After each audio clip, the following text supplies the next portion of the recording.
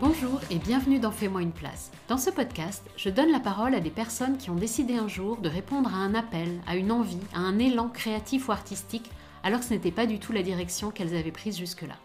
Et ils ou elles ont fait une place à leur âme d'artiste, souvent de façon singulière. Je m'appelle Sylvie Horry et au travers de ce podcast, je cherche à comprendre quel est le cheminement interne qui mène à suivre cet élan jusqu'à parfois complètement changer de vie. Et là, je me suis dit que cette fois, la plaisanterie avait assez duré que je n'avais aucune raison valable de rester... C'était une erreur d'aiguillage quand même.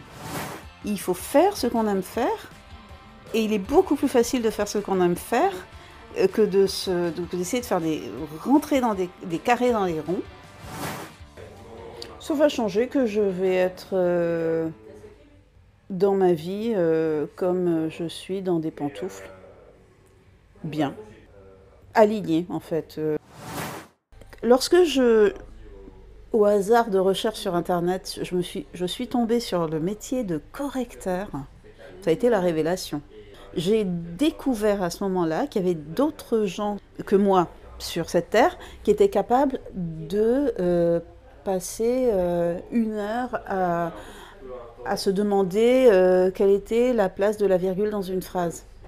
Là, ça a quand même été quelque chose, je me suis dit, je me rapproche du truc. Enfin, je me suis dit, mais c'est ça en fait qu'il faut faire. Mais il y a forcément, quand on creuse, on trouve forcément quelque chose qu'on sait faire facilement. Aujourd'hui, je vous présente Géraldine. Géraldine, elle fait des livres et elle a créé plusieurs activités autour de l'édition, plusieurs activités qui sont complètement à son image. J'ai donc eu envie de comprendre comment elle faisait pour trouver toutes ces idées et se rapprocher autant de qui elle est vraiment. Et puis, Géraldine est aussi contrôleur des impôts. La première fois qu'on s'est rencontrés, via une amie en commun qui a pensé qu'on pourrait bien s'entendre, Géraldine m'a dit « Je suis intermittente du fisc » et j'ai juste adoré l'expression. Et j'ai trouvé que ce serait super intéressant de montrer aussi dans ce podcast comment on peut, avec une activité à côté et 4 enfants, faire une grande place à sa part créative. Alors avec Géraldine, on s'est installé dans un café à Lyon et je lui ai posé toutes mes questions. D'habitude, Géraldine met en scène les histoires des autres, mais aujourd'hui, c'est son histoire à elle qu'elle raconte. Bonne écoute!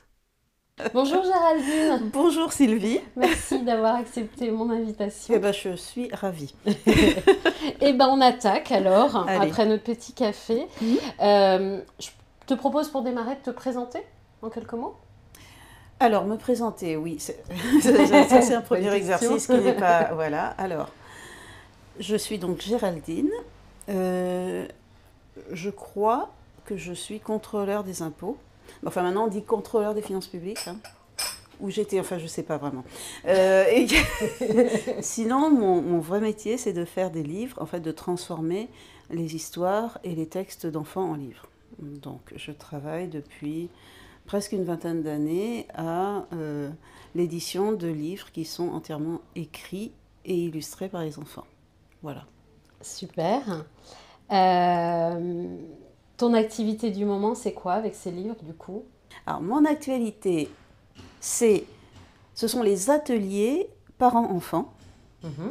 Alors là, c'est le projet phare. Ce sont des ateliers parents-enfants. L'idée étant de se retrouver. Alors, actuellement, je travaille sur des abécédaires. Donc, il y en a un qui est en cours de préparation qui sortira le 16 juin. D'accord. Qui est l'ABC des pentes, puisque c'est le premier arrondissement. J'ai commencé par le premier, parce que j'y habite, et que c'était à la fois le plus simple et ce qui paraissait le plus logique. Donc, qui est fait avec 5 binômes par enfant, et l'idée étant de faire un abécédaire qui soit ancré dans le quartier, dans le lieu. Alors, on a fait ça dans le café qui s'appelle Auprès de mon arbre. Tu vois où c'est la montée, là, voilà.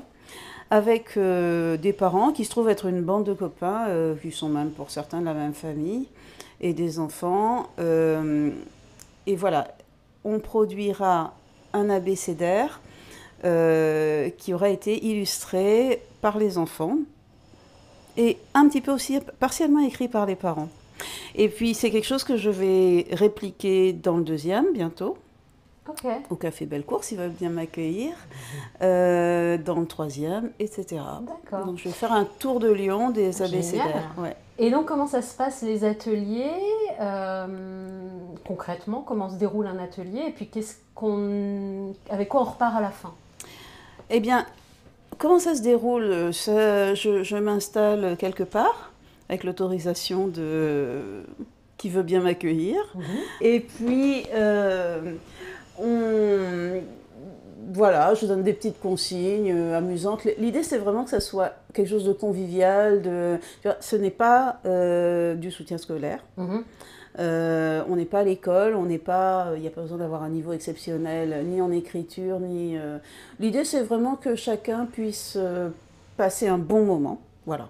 Passer un bon moment avec son enfant, passer un bon moment entre parents, et puis repartir à la fin avec un livre édité, qu'on pourra mettre dans la bibliothèque et qui pourra être après partagé dans le quartier, à la bibliothèque, à la librairie, peu importe. Voilà. Donc pendant l'atelier, on écrit, on dessine. C'est ça. On écrit, on dessine, on s'amuse, on goûte, on rigole beaucoup. Et à la fin, on repart avec un livre. Ça se déroule sur 5 séances. Bon, alors entre 4 et 6, on va dire. Là, ça a été 5 séances.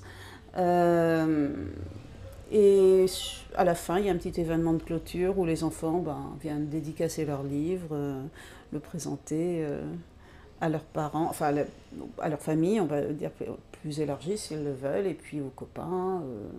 Voilà. On fait un apéro, on boit un coup, et puis après on recommence ailleurs. Ok. Voilà. Super. Et donc ça s'appelle C'est ceux qui nous lisent. C'est ceux qui nous lisent. Ceux qui nous lisent. Voilà, ceux qui nous lisent.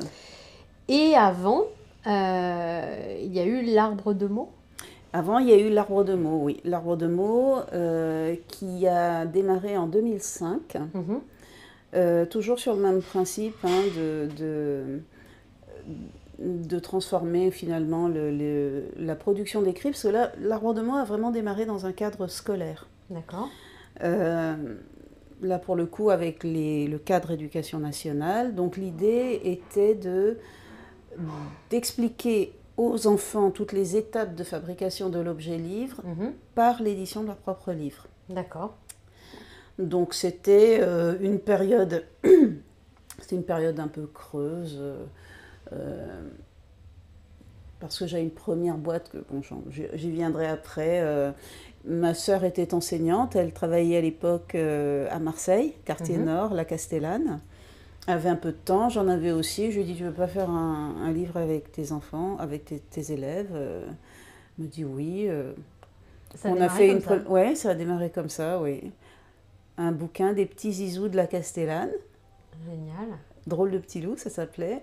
On a fait un premier livre comme ça, et puis après, je suis allée montrer ça, La fleur au fusil, à l'inspection académique des Yvelines, qui m'a dit c'est top, on va faire ça. On a proposé ça en projet via l'inspection académique, donc qui a proposé ça dans toutes les écoles du département. On s'est retrouvés complètement débordés, heureusement à l'époque. J'étais bien épaulée, c'est même lui qui m'a appris ce métier.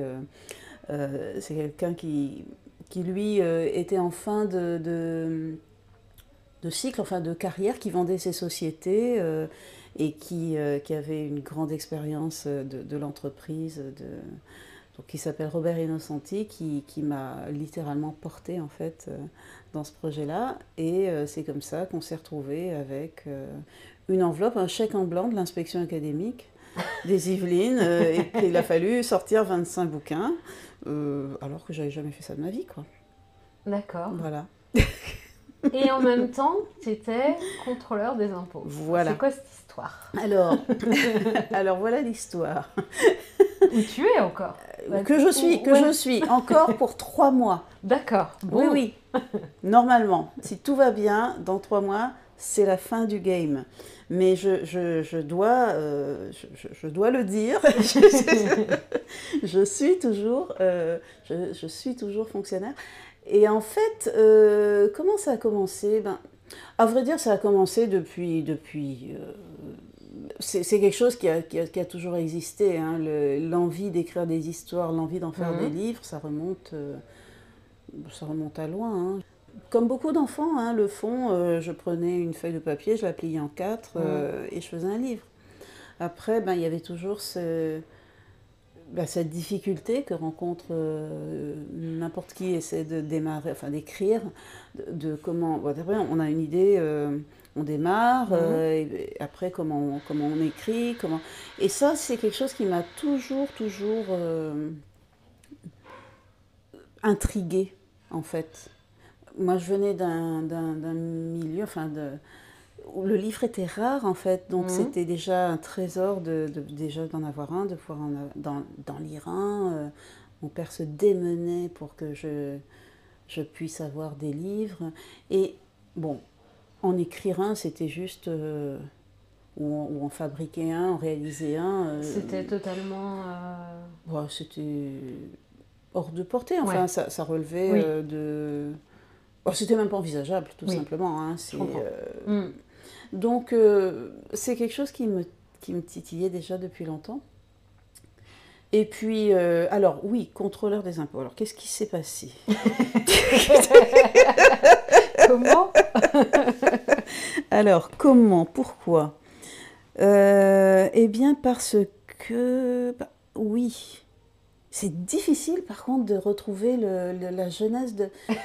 À part dire, j'ai vu de la lumière, je suis rentrée. Alors non, c'est un peu plus... J'ai passé des tas de concours. Je suis sortie, ça y est, je sais. Bon, c'était pas une vocation précoce. Hein. Je suis sortie des études en 1991 ou 12. Bon, bref. Chômage des diplômés, guerre du Golfe, etc. C'est un peu compliqué. Et puis, ben voilà, on a passé des concours. Bon, sur les entrefaites, j'ai eu mon premier bébé qui arrivait. Enfin, voilà, il fallait travailler, trouver quelque chose de sûr, enfin... Donc, j'ai passé... En fait, mais j'étais vraiment dans l'idée de... Je me suis dit, plutôt que de faire un job d'été, autant passer des concours. J'en ai passé une série. J'en ai eu quelques-uns. Alors ça s'est joué un peu. J'aurais pu finir... non, pas finir. J'aurais pu commencer directrice de prison. J'avais eu l'administration pénitentiaire. Et donc, bon voilà, je sais pas, fonction publique hospitalière, j'ai tout fait. Puis j'en ai eu quelques-uns. On m'a dit c'est celui-là qu'il faut prendre. J'ai pris celui-ci. Voilà. Okay. Voilà comment ça s'est passé. Et du coup, comment tu as... Enfin, à quel moment tu as trouvé du temps pour l'arbre de mots ou pour ta première boîte Tout le temps. C'est-à-dire que tu faisais tout le temps les deux, en fait. Tout le temps. En fait, comment dire? Disons que il y avait toujours en tâche de fond ces activités, mais ça a été les premiers congés maternité, les moments où j'avais un peu de temps, où finalement, de façon très empirique, très à tâtons, on va dire, hein, que j'ai démarré. Et puis, la vraie première activité professionnelle, si on peut dire ça comme ça a été... après ma grossesse, à vrai dire, j'avais pris l'habitude de consigner un petit peu pendant mes grossesses ce que je pouvais vivre. Voilà. Et puis, j'ai fait ça pour moi. J'en ai fait un premier livre, ça a plu, et c'est là que je l'ai proposé et que d'autres se sont un peu greffés là-dessus. Donc, j'ai produit, mais là, du coup, c'était vraiment du one-to-one, tu vois. C'était vraiment des livres de grossesse, ça s'appelait Scribébouille. J'en ai fait quelques-uns jusqu'au moment où s'est présentée cette occasion de faire de l'arbre de mots. De l'arbre de mots. Voilà. Ce qui est marrant, c'est que tu fais vraiment évoluer tes activités en fonction de ta vie. Enfin, c'est ce que j'entends. Tu vois, t'étais enceinte, etc. Donc, tu as proposé les livres de grossesse. Oui. Après, tes enfants, j'imagine, étaient petits, etc. Et là, ça a été au milieu scolaire. Oui. Et puis maintenant, tu fais du parent-enfant. Oui. Et puis tu m'expliquais les goûters littéraires, j'en ai un petit peu marre. Oui, maintenant c'est apéro. Voilà, j'en ai marre de boire du jus d'orange. Oui, c'est bon, le jus d'orange pain au chocolat, ça va bien. J'ai fait ça pendant 10 ans. Non, maintenant c'est bon, c'est Bourgogne et planche, voilà. Donc, bah oui, parce que, bah, en fait, les projets grandissent avec... Oui, mon activité a toujours quand même été calquée sur ma vie. Enfin, la priorité, c'était quand même mes enfants. Donc, c'est vrai que je me suis toujours un peu organisée pour que mon activité puisse s'intégrer dans le planning de mes enfants, que je puisse être le matin, enfin, à la sortie de l'école à 16h30 dans la mesure du possible. Donc, oui, c'était... Effectivement, il y a les récits de grossesse tant que j'ai été enceinte. Ensuite, quand je racontais des histoires à mes enfants, j'invitais les auteurs qui me plaisaient et puis ben, ça a été les goûters littéraires. J'étais vraiment dans cette espèce Tant que ça a été mon actualité, ben, j'essayais d'adapter mon activité éditoriale, ou enfin on appelle ça comme on veut, mais bref, oui, c'était un petit peu calqué sur les besoins, les envies de mes enfants. Et moi, ce que je trouve super, quand tu m'avais expliqué la première fois ce que tu faisais, c'est que tu arrives en fait à inventer quelque chose qui n'existe pas forcément, en te centrant sur toi, ce que tu aimes faire, ce que tu sais faire, ce que tu as envie de faire. Enfin, comment tu fais en fait? Disons que je ne sais pas faire quelque chose qui soit pas absolument... Enfin, il faut que j'y croie. Okay. À 150%. Donc, pour que j'y croie, il faut que je fais les choses comme j'aimerais qu'on me les propose. Ah, ok. C'est tout. C'est tout. C'est pas difficile à... Et puis, ben, les enfants, c'est un public qui est très facile à entraîner. C'est ma sœur, donc...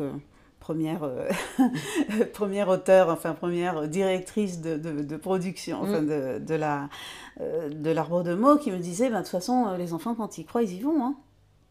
Et c'est vrai, c'est très simple. Tu vois, là, je vais faire un atelier, la sorcière des pentes. Bon, probablement à Toussaint. Ben, c'est pas très compliqué. Les enfants sont capables de te dire, mais juste, tu leur dis ça, hein. La sorcière des pentes, mais oui, mais je sais qui c'est. Je l'ai vue. Génial. Oui, c'est parti, quoi. Voilà, c'est super facile, en fait. Donc, la matière, si tu veux, elle est abondante. Tu vois, ma matière première, c'est pas du pétrole que je vais chercher. Tu vois, j'ai pas besoin de faire construire des trucs, un forage. Oui, non, oui. la matière, elle est là. Après, il faut simplement l'organiser, effectivement, dans un sens qui soit... voilà, j'aurais bien voulu, moi, qu'on me propose ça si j'avais été parent. Donc, c'est juste après une histoire d'organisation. Tu vois? C'est tout. Mais c'est comment tu trouves cette idée, en fait? D'où te viennent ces idées De proposer des livres ou de proposer Ouais. des... Bah, moi, j'aurais bien voulu qu'on m'explique, par exemple, quand j'étais enfant, comment on faisait un livre. Tu vois? J'ai expliqué à mes enfants comment on en faisait. Mes enfants me posaient des questions. Qu'est-ce que c'est que... Tiens, cette histoire, d'où elle vient, qui c'est qui l'a faite, etc. Ben, qui l'a fait, ben, je vais téléphoner au monsieur là, qui est sur la couverture, et puis on verra bien. Enfin, c'est ce genre de choses. Finalement, ça vient un peu naturellement, tu vois. C'est les questions que je me pose, j'en fais... je vais chercher les réponses, et puis je les partage, tu vois. Après... donc, construire un projet, ça se co-construit aussi avec le public, tu vois, ben comme tout projet, je pense, qui fonctionne. C'est-à-dire que les parents me demandent, tiens, pourquoi on ne ferait pas ça comme ça? Et tiens, je verrais plus ça. Donc, quand on a démarré l'arbre de mots, je n'avais pas de la partie auteur, parce que je ne sais pas si je t'ai dit, mais disons que L'arbre de mots, ça se déroule en 4 étapes. Hein, donc, Tu peux réexpliquer. voilà, donc, comme l'idée, c'est d'expliquer les étapes de fabrication d'un livre. Oui. On commence, un livre, ça commence par un auteur, hein, par une histoire, une bonne histoire. Oui. Ça, c'est Museau, un de mes auteurs fétiches, qui dit il faut une bonne histoire. Mais la bonne histoire, ça vient d'un auteur. Voilà. Donc, en fait, j'emmène l'auteur dans la classe et il va expliquer un petit peu son travail d'auteur. Comment il a trouvé, voilà, où est-ce qu'il a trouvé les idées, comment il a organisé son histoire, etc. Ensuite, il faut l'illustrer. Quand il s'agit quand on est en livre jeunesse, donc en général, ce sont des livres illustrés. Et du coup, j'emmène l'illustrateur en classe, l'illustrateur étant parfois la même personne que l'auteur. En jeunesse, beaucoup d'illustrateurs beaucoup d'auteurs viennent du dessin. Donc voilà. Ensuite, je vais expliquer comment on va réaliser la maquette. Donc ça, c'est le travail de l'éditeur. Il n'y a pas une maison d'édition qui travaille pareil, mais en général, tu as souvent un correcteur, un graphiste. Donc ça, c'est une partie que j'explique, qui est un peu mon travail finalement, le travail de l'édition. Et puis pour finir, quand je reviens avec le livre pour le remettre aux élèves, j'explique la dernière partie qui est la fabrication, qui se passe à l'imprimerie, qui est une grosse usine avec des grosses machines, etc. En fait, force mise en scène pour que ça accroche les enfants. C'est beaucoup de bruit. Et là, j'explique la dernière partie qui est la fabrication. Ok. Voilà. Toi, tu testes, tu dis, tes projets, c'est avec ton public, tu les co-construis. Tu fais beaucoup, on en avait parlé, beaucoup de tests. Oui, je fais des tests. Tes offres. Oui, je teste, Oui, je teste. On me fait un retour et puis je me dis oui, je continue ou j'adapte en général. J'arrête jamais. J'arrête jamais en général, je ne vais pas m'arrêter. Non, mais j'adapte un petit peu en fonction de la demande, tu vois, là. Oui, j'étais en train de te dire qu'en effet, au départ, l'idée c'était simplement de proposer un livre et que, parce qu'on me l'avait demandé, j'avais associé les auteurs, les illustrateurs, etc. D'accord. Tu vois ? Donc, tu vois, du coup, le projet s'est enrichi. À la base, j'avais cette idée de faire des livres à partir des textes qui étaient produits en classe et des images qui étaient produites dans le cadre de l'activité d'art plastique. Enfin, tu vois, à l'école, on fait de la production d'écrit, on fait des arts plastiques. Donc, en fait, il n'y a pas de travail supplémentaire. C'est simplement de récolter et de le placer dans un cadre éditorial. Et puis après, on m'a dit, mais oui, mais si on rencontrait un auteur, etc. Et puis, c'est comme ça que j'ai monté le projet auteur, illustrateur, éditeur, imprimeur. D'accord. Tu vois, c'est ça. Donc, c'était pas, c'était pas juste on fait un livre, c'était on comprend tout. C'était on comprend le processus de fabrication, voilà. Et puis, en fonction un petit peu... là, c'est vrai que ceux qui nous lisent, c'est vraiment... plutôt l'idée de partager un moment, tu vois, de partager un moment de création, de passer un bon moment avec son enfant, on va dire que c'est plus centré sur le côté, la convivialité, le partage s'amuser, quoi, tu vois, quelque chose comme ça. Pour le coup, il n'y a pas de cadre. D'accord. Il n'est pas tenu de respecter le programme de l'éducation nationale, etc. Donc c'est complètement libre et du coup, ça permet plein de choses. Ça permet plein de thématiques, ça permet, puis c'est en fonction des propositions. Voilà. Et pour les business models, c'est la même chose. Tu pars avec une idée en tête, en disant combien ça peut me rapporter, etc. Et tu testes. Non, oui, si, c'est ça. Si, c'est ça, c'est ça, en fait. Tu te dis, voilà comment ça pourrait... Là, typiquement, j'ai posé la question aux parents. Hein. Je leur ai dit, voilà, je leur ai proposé un atelier. Là, c'était un test. C'était un test, voilà, c'est une phase test. Et puis, mes bêta-testeurs, je leur demande, est-ce que c'est quelque chose que vous aimeriez voir refaire de la même manière, autrement, sur la même durée, plus long, plus court, etc. Quel prix et puis voilà, en fonction de ce qu'ils me disent, j'adapte un peu mon offre. Ok. Euh, je reviens à ton métier de contrôleur Oui. des impôts. Je Et sais que tu m'as dit que tu étais intermittente du fisc. Et je ça, suis intermittente du fisc, oui. J'adore cette expression. Et du coup, pourquoi tu décides aujourd'hui de quitter ce métier? Pourquoi tu l'as pas fait avant? Pourquoi tu n'as pas sauté le pas avant en fait? Parce que mes enfants volent de leurs propres ailes Mhm. et que je n'avais plus le même besoin de sécurité que j'ai pu avoir à certaines périodes ou qui en plus ont été un peu, comment dire, orageuses. Avec des événements de la vie qui ont fait qu'il était plus prudent de... Ouais, c'était une sécurité. Oui, c'était une sécurité. Ouais. Il y a eu des moments où voilà, les problèmes de santé de mon fils ont fait qu'il était plus, comment dire, raisonnable. Parce que bon, l'arbre de mots, ceux qui nous lisent, ce sont des bébés prenants. Hein. Bah oui, c'est pour ça que je suis très admirative de réussir à voir... prenant, ouais. À travailler aux impôts et faire ça à côté. Oui. Après, j'ai jamais fait les deux. Enfin, réellement, si. J'ai quand même pris beaucoup d'années de disponibilité. Hein. Ouais. C'est-à-dire que quand je dis que je suis intermittente du fisc, c'est vraiment de l'intermittence. Hein. C'est-à-dire que, à vrai dire, j'ai été réellement en continu pendant 7 ou 8 ans. Et après, j'ai demandé une autorisation. Donc, c'était l'époque où, en fait, on avait le droit de prendre une disponibilité pour créer une entreprise. Ça a duré 2 ans. Et au bout de la 2e année, il fallait se décider. D'accord. Donc après, la réglementation a évolué et il a été possible de prendre un peu plus de temps, etc. Donc, mais la première fois que j'ai ma première tentative d'évasion, ça a été c'était en 2003, donc à la naissance de ma fille. Donc j'ai fait une première tentative que j'ai après prolongée par des... voilà.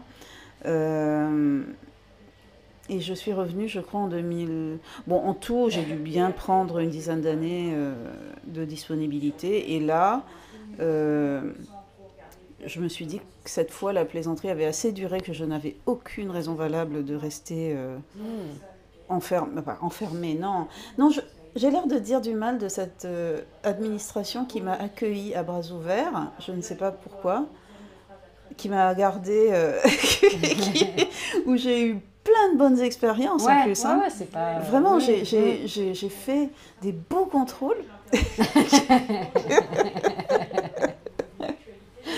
J'ai fait du contrôle. J'ai commencé par le contrôle. Enfin, après, j'ai fait d'autres choses. Mais non, où j'ai fait des super rencontres, où j'ai des très très bons souvenirs, mais où clairement, je n'avais pas. Enfin bon, c'était une erreur d'aiguillage quand même. Ouais. Donc, il est Donc temps. La plaisanterie a assez voilà, duré. Là, la plaisanterie a assez duré. Il est temps de mettre fin et de faire commencer à travailler sérieux. Enfin. Non, mais c'est intéressant. C'est intéressant pour les auditeurs, les auditrices qui souvent se posent la question, est-ce que je suis cet appel et je quitte tout le reste? Est-ce qu'on peut faire les deux? Enfin, tu vois. Il faut suivre cet appel. Non, il faut suivre l'appel et le suivre le plus tôt possible en fait. Parce que je pense qu'on n'est jamais... Moi, je suis un piètre... Non, je suis... parce que je suis très mauvaise... Enfin, moi, je suis juriste de formation. Je suis une mauvaise juriste. Je suis un mauvais contrôleur. Il faut faire ce qu'on sait faire, en fait. Moi, mon métier, c'est de faire des livres. Je n'ai jamais rien su faire d'autre. Tu vois ? Donc, en fait, plus tôt tu suis l'appel et plus... Donc, si j'ai juste une chose à dire, un conseil à donner, c'est de suivre l'appel tout de suite. Aussi dans la mesure du possible. Hein. Après, on ne fait pas forcément ce qu'on veut, etc. Mais il faut faire ce qu'on aime faire. Et il est beaucoup plus facile de faire ce qu'on aime faire que d'essayer de faire rentrer dans des carrés dans les ronds et de faire autre chose. Après, on le fait quand il faut. La nécessité ou le contexte ou parfois c'est très reposant d'être salarié. C'est génial, c'est d'un confort, voilà, un salaire qui tombe à la fin du mois, c'est génial. Donc, mais je crois qu'il est quand même beaucoup plus confortable, toutes choses égales par ailleurs. C'est-à-dire que, comment dire, si on fait le bilan coût-avantage, ça dépend aussi quand même des tempéraments, mais pour quelqu'un qui n'a pas trop peur du risque, il vaut quand même mieux aller là où on veut, où on a envie d'aller, plutôt que d'essayer de tordre ce qu'on est pour rentrer dans une case où on ne rentrera jamais. Voilà. T'as eu l'impression de te tordre, toi, ou c'était un bon équilibre, du coup? C'était un équilibre acceptable. Ok. C'est un équilibre que j'ai accepté, que j'ai réussi à me... Oui, mais quand même, c'est se tordre un peu. Hein. Je veux dire, tu vois, par exemple, dans ce travail, il y a quand même pas mal de tâches répétitives. C'est très cadré. Il y a zéro espace pour la créativité, pour le... voilà, c'est pas l'idée, quoi. J'imagine. Bah, non, il n'y a pas 36 manières d'asseoir l'impôt. Il n'y a pas, on va faire d'une manière quelque part et on va faire autrement le lendemain ou ailleurs. Non, on fait toujours de la même manière. On est tous formatés pour faire les choses de la même façon. Et ça, c'est quand même... un état d'esprit. Ce n'est même pas, tu vois, tu prends un juriste, un avocat, on n'est pas des professions libérales. On ne peut même pas décider d'orienter ou de conduire son activité d'une manière ou d'une autre. Non, il faut se conformer à une réglementation, à un cadre. Et ça, il faut quand même avoir le tempérament pour... Certains l'ont. Hein. Certains ont le feu sacré. Certains sont habités par l'impôt. Il y en a qui vivent l'impôt. Mais je t'assure, j'en ai rencontré. Hein. Pas tous les jours, mais j'en ai rencontré. Je veux bien que tu me les présentes. Mais voilà, c'est pas mon cas. Donc, c'est pas... Après, voilà, on peut tout à fait faire ce métier très correctement sans être habité. Mais c'est mieux quand même de... et du coup, ça change quoi pour toi d'arrêter? Ça va avoir dans 3 mois, tu dis t'arrêtes. Oui, dans 3 mois j'arrête. Ça te fait quoi et ça va changer quoi à ton avis? Ça va changer que je vais être dans ma vie comme je suis dans des pantoufles. Bien. Ouais. Aligné en fait. Juste... c'est très simple de faire quelque chose qu'on sait faire en fait. Et les difficultés ou les risques qu'on peut rencontrer sont finalement assez minimes par rapport à ce que... Le quotidien, il est quand même fait... on travaille dans le meilleur des cas 35 heures par semaine, quoi.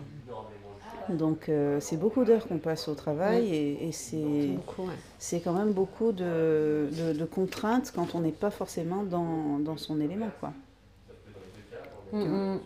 Donc ça va changer que je vais faire ce que j'aime faire et ce que je sais faire tous les jours, avec les risques que ça comporte.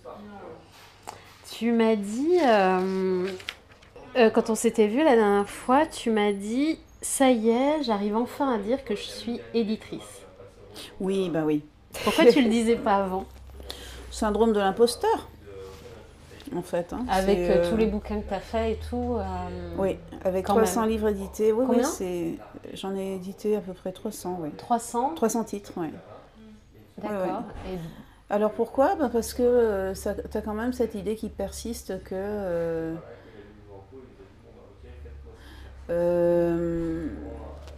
il faut être, je sais pas, avoir une formation dans un certain... Voilà, moi après, voilà, je me suis formée au métier de correctrice, par exemple, qui n'est pas encore le métier d'éditeur. J'ai après pris des formations à la SFORED, qui est le syndicat national de l'édition, donc qui est l'organisme qui forme au métier de l'édition. Mais ça n'empêche que ma formation de base, C'est facile de dire qu'on est contrôleur des impôts quand on a fait l'école des impôts et qu'on a fait droit avant. Ouais. C'est plus compliqué de dire qu'on est éditeur ou éditrice quand on n'a pas... Pas de diplôme, pas de... Voilà, pas la formation pour, pas l'expérience en maison d'édition ou tout au moins dans une autre. Mais à vrai dire, donc oui, tu as toujours ce syndrome de l'imposteur, jusqu'à ce que des personnes du milieu te disent ben oui, mais en fait, toi, tu es éditrice. C'est ce qui s'est passé? Oui, c'est ce qui s'est passé, oui. Oui. Parce que, que ce soit des auteurs, tu vois, quand on ne connaît pas les métiers de l'édition et le milieu du livre, on se dit toujours que finalement, en tout cas moi, le premier métier qui me venait à l'idée, c'était auteur. C'était d'écrire, tu vois, être écrivain, être auteur. J'ai assez vite compris que je n'étais pas auteur. Et beaucoup de gens, enfin souvent, j'ai des éditeurs qui m'ont demandé d'écrire. Après, je dis pas que j'écris pas, je gribouille un peu comme tout le monde, j'ai des trucs dans les fonds de tiroir, etc. Mais de là se sentir auteur, c'est encore une autre affaire. Bon, déjà, quand tu as pour référence Proust, Balzac, etc., bon, tu te dis que là, il va falloir quelques siècles. Bon, voilà, la barre est extrêmement haute. Mais bon, ça, après, j'en suis revenue aussi. Hein, je veux dire, il y a de très bons auteurs qui ne sont pas de Proust. Heureusement. Heureusement, voilà. Mais l'auteur est celui qui a quelque chose à raconter. Oui. Voilà. Et qui, si possible, sait le raconter. Et quand bien même, parfois, il ne sait pas le raconter correctement, il est toujours soutenu derrière par une équipe, par des correcteurs, par des... il y a des gens qui réécrivent, etc. Mais la base du métier d'auteur, c'est d'avoir quelque chose à raconter et d'avoir envie de le raconter. Tu vois? Ce qui n'est pas mon cas. Donc tu t'es dit, je ne peux pas être auteur. Je n'ai pas envie d'être auteur. Je n'ai pas envie, pardon. Voilà. Voilà, c'est pas... On peut être, n'importe qui peut être, après, on peut être auteur de livres, on peut être auteur de romans, on peut être auteur de BD, on peut être auteur de livres de droit. Enfin, tu vois, donc, tu vois, donc en fait, on peut être auteur. Mais c'était pas forcément mon... lorsque au hasard de recherche sur Internet, je suis tombée sur le métier de correcteur. Ça a été la révélation. D'accord, ouais. J'ai découvert à ce moment-là qu'il y avait d'autres gens que moi sur cette terre qui étaient capables de passer 1 heure à se demander quelle était la place de la virgule dans une phrase. Là, ça a quand même été quelque chose, je me suis dit, je me rapproche du truc. Enfin, je me suis dit, mais c'est ça en fait qu'il faut faire. Ouais, tu t'es dit, il y a autre chose à faire que auteur. Tu as commencé à découvrir toutes les autres possibilités. Voilà, c'est ça. Et puis c'est ce sentiment génial de se dire, mais je suis pas la seule. Et mais en plus, c'est un métier. Et en plus, c'est un métier. Pour faire ça. Exactement, ouais. Je peux être payée pour faire ça. J'ai passé, il y a une espèce de petit concours, pas de concours, de petit examen d'entrée qui m'a semblé d'une facilité. C'est ce que je te disais, c'est-à-dire que quand on fait quelque chose qu'on aime faire, c'est toujours déconcertant de facilité. Ouais, voilà. Donc, tu vois, j'ai fait ça, je me suis inscrite à cette formation, c'était le CEC, Centre de l'écriture et de la communication qui faisait ça. Enfin, ça doit exister toujours, mais bref, voilà, j'ai fait cette formation-là. Et là, je me suis dit, ah oui, d'accord. Là, on est déjà dans quelque chose qui me parle. J'ai découvert qu'il y avait un code typographique donc en vigueur à l'imprimerie nationale. Donc ça, c'était le soulagement de savoir qu'il y avait un code qui était autre chose que le code général des impôts, qui te disait où est-ce qu'il fallait mettre les virgules, quelles lettres on devait faire, quels mots devaient être composés en capital, en bas de case, etc. Enfin, ça c'était magique, tu vois. Et donc, j'ai fait cette formation, mais bon, qui m'a permis quand même de corriger beaucoup au début, quand j'ai démarré l'activité d'édition. C'est moi qui corrigeais en fait. Mais la révélation définitive, c'était Isabelle, une copine, pas Isabelle, Notre amie en commun, pas mais notre une amie, autre. voilà, mais une autre Isabelle, donc Isabelle Trévinal, qui elle est correctrice donc, au Nouvel Obs, et qui m'a dit, mais non, mais en fait, toi, t'es éditrice, t'es pas correctrice. Non, elle m'a pas dit, t'es pas correctrice. Mais c'est vrai qu'au détour d'une conversation, elle me dit, oui, mais en fait, toi, t'es éditrice. Plus que correctrice, en fait, tu vois. Donc, ah oui, là, je me suis dit, ouais, d'accord, en fait, effectivement, ceux qui bon, l'éditeur, c'est une espèce d'homme orchestre hein, ou de femme orchestre qui, en fait coordonne le travail entre l'auteur, le graphiste, le dessinateur, enfin l'illustrateur, la fabrication, l'imprimerie, etc.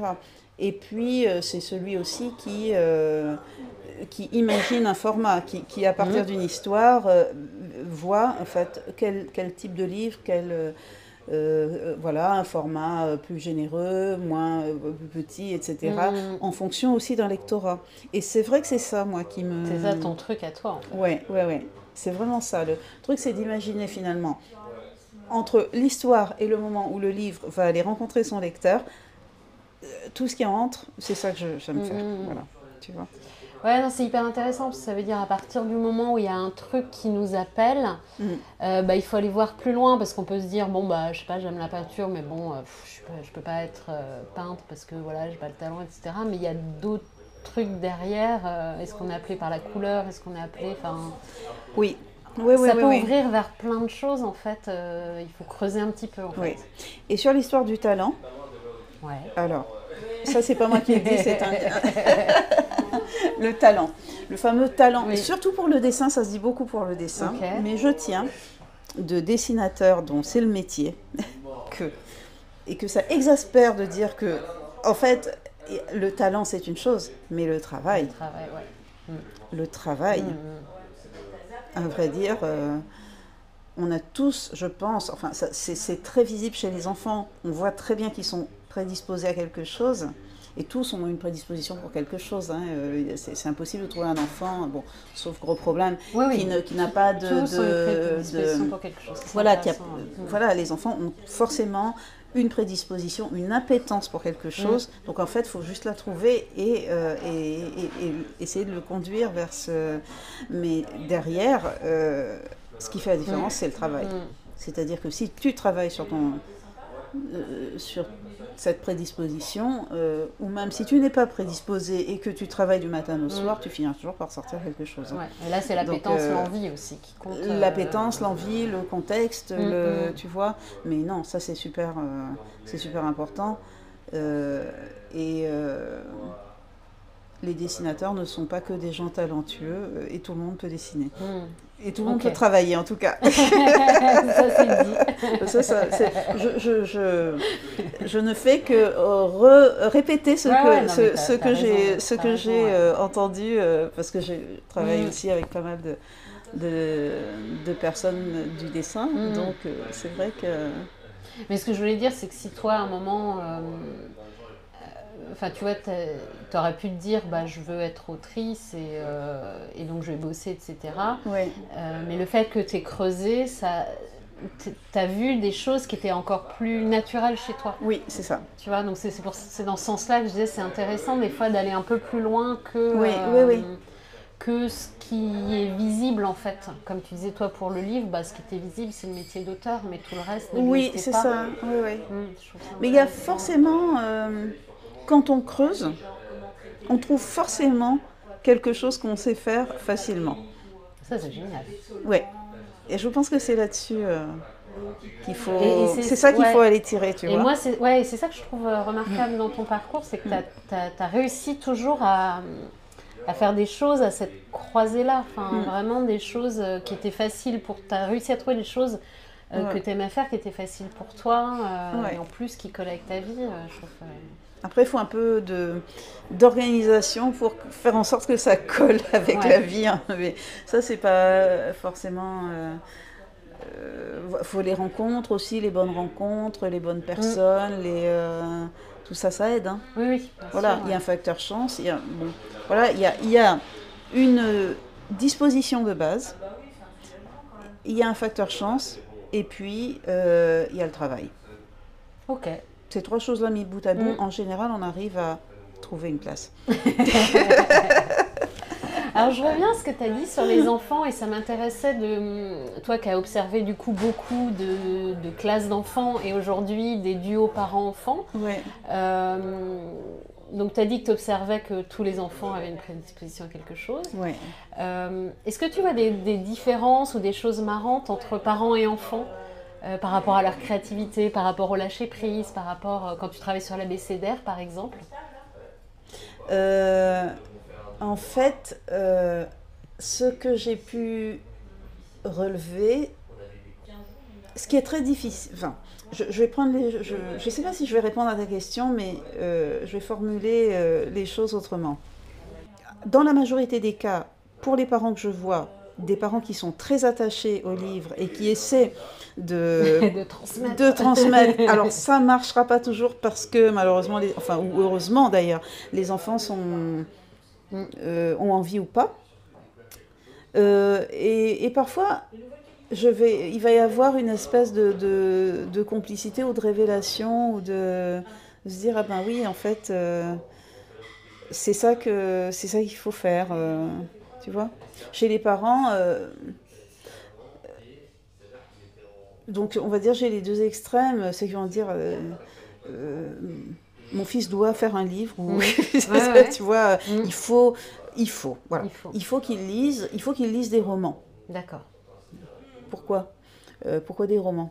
Parce qu'il ne lit que des BD. Alors déjà que des BD, enfin, c'est pas très cool pour les gens qui font des BD, parce que quand on voit le travail monumental que représente une BD, bon, et puis, mais c'est surtout que, en fait, il n'y a pas de mauvaise lecture. Enfin, bon, bien sûr qu'il y a des lectures plus nourrissantes que d'autres, mais en fait, il n'y a pas une manière de lire.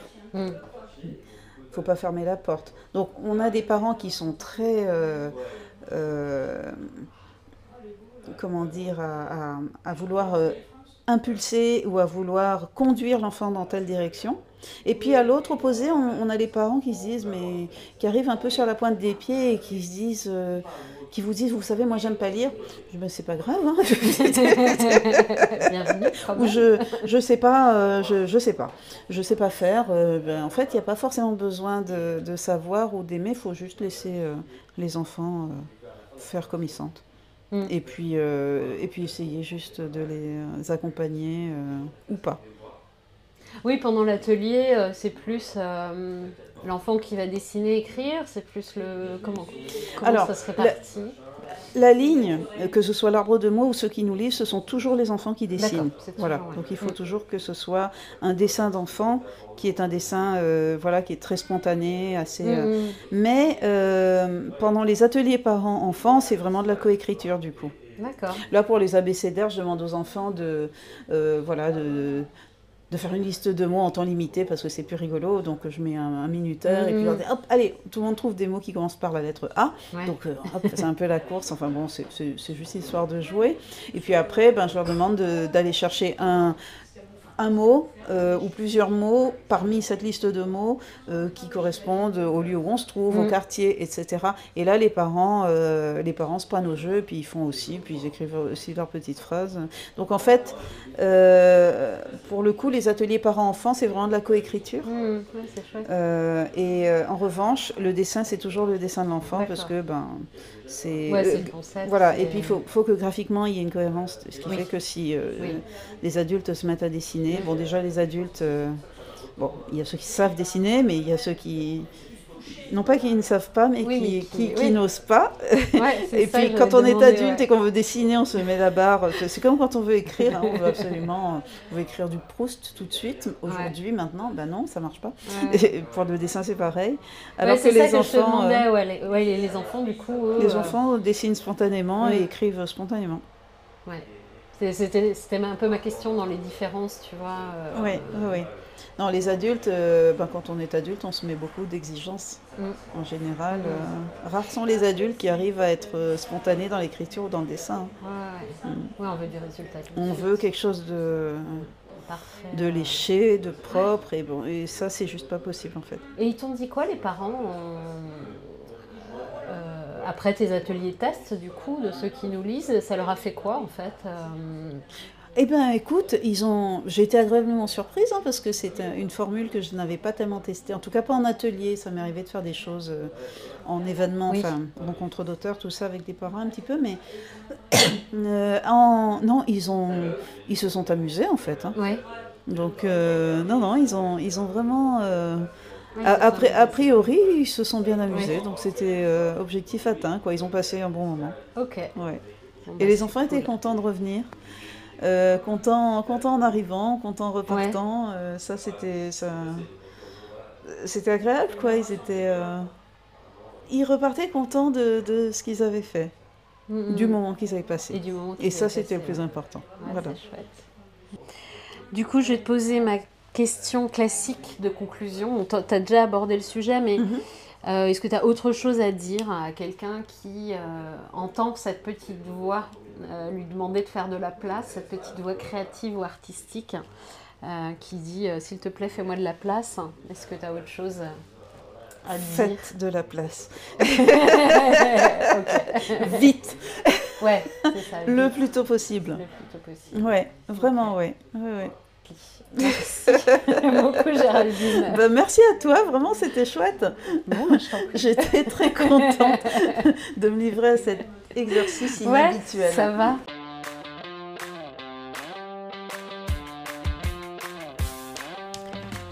Après avoir coupé les micros, on a continué la conversation et Géraldine m'a dit « En fait, à un moment, il faut enlever les petits trous. Et tu t'aperçois que quand tu les enlèves, tu continues de rouler. Mais pour les enlever, par contre, il faut vraiment pédaler avec énergie. » Je vous laisse avec cette jolie image. Quant à Géraldine et moi, on s'est donné rendez-vous 3 mois après l'interview, dans le même café, car elle aura enlevé définitivement les petits trous. Et on fêtera ça. D'ici là, vous pouvez retrouver Géraldine sur son compte Instagram, ceux qui nous lisent. Et comme d'habitude, n'hésitez pas à partager cet épisode ou à me laisser un message sur le compte Instagram Fais-moi une place podcast. Merci d'avoir écouté cet épisode. À bientôt.